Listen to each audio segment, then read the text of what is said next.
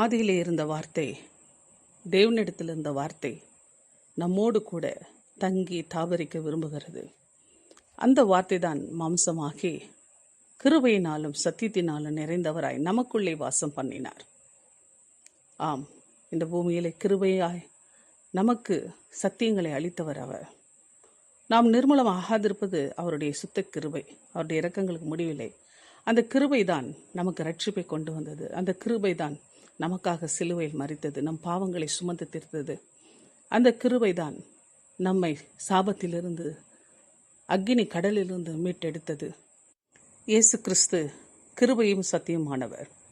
ஆகவே அவர் நமக்குள்ளே வாசம் செய்ய விரும்புகிறார். நீங்களே தேவனுடைய ஆலயம் என்று சொல்லி நமக்குள்ளே பரிசுத்த ஆவியை அளித்து, அந்த ஆவியினாலே தங்கி தாபரித்து சகல சத்தியங்களுக்குள்ளும் நம்மை போதித்து நடத்தி கொண்டிருக்கிறார்.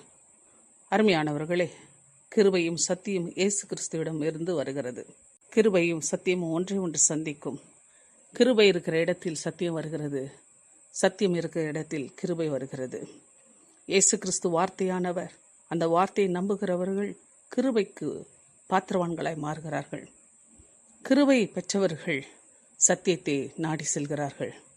ஆகவே கிருபையும் சத்தியமும் ஒன்றை ஒன்று சந்திக்கிறது.